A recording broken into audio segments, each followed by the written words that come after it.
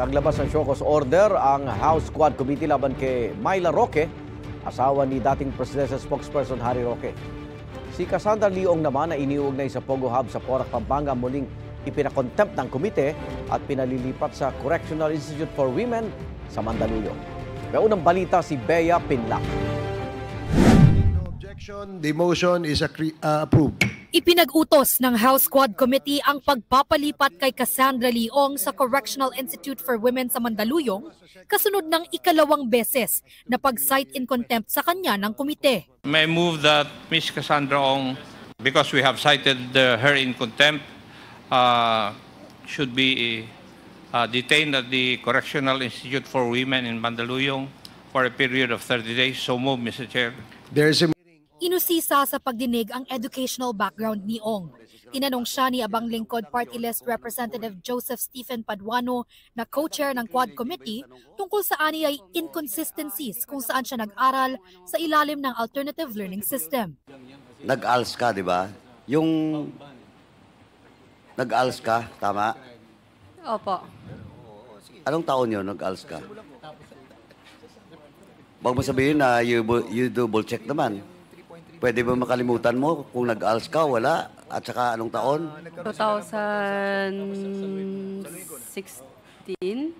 2016? Hindi ko po sigurado kung ano yung exact year. 17 yata. Okay. What school? I forgot na, Mr. Chair. O pwede ba yun?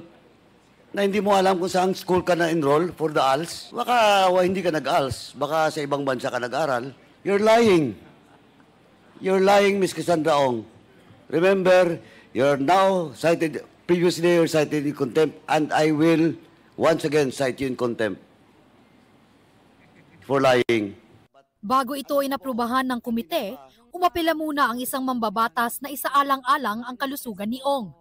Kalalabas lang ni Ong sa ospital noong September 10 matapos bumaba ang kanyang blood sugar at blood pressure habang nasa gitna ng pagdinig sa Kamara. I believe, for humanitarian reasons, Mr. Chair, considering her ailment, we should reconsider this motion to detain her at the Women's Correctional, Mr. Chair. Or maybe, for that matter, we should let the medical team check on her whether she is fit. Because, Mr. Chair, if something happens to Ms. Cassandra Ong, that would be the responsibility of this committee, Mr. Chair. Ayon kay Surigao del Norte Representative Ace Barbers, pwede pa ring masuri ng medical team ng Kamara si Ong habang nasa Women's Correctional siya. If she doesn't trust the medical director of the Women's Correctional, maybe we can ask that our own medical team from the House of Representatives go check on her, periodically. Wala pang pahayag ang kampo ni Ong ukol sa pagpapalipat sa kanya sa Women's Correctional. Pero nauna nang sinabi ng abogado ni Ong na si Ferdinand Topacio na nais ni Ong malipat sa Women's Correctional imbis na mapahiya siya sa mga pagdinig ng Kamara. Ililipat si Ong doon pagkatapos ng September 26 kung kailan magwawakas ang period ng unang contempt order sa kanya ng Kamara. Nag-issue rin ang komite ng show cause order para kay Myla Roque, asawa ni dating presidential spokesperson Harry Roque. Ito ay dahil sa hindi pagtugon sa imbitasyon ng komite na nag-iimbestiga tungkol sa mga pogo.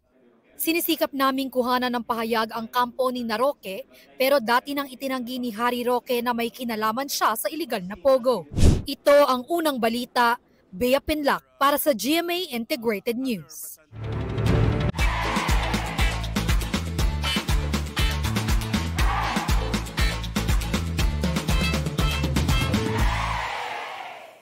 Igan, mauna ka sa mga balita. Mag-subscribe sa GMA Integrated News sa YouTube. Sa mga kapuso abroad, subaybayan nyo kami sa GMA Pinoy TV at sa www.gmanews.tv.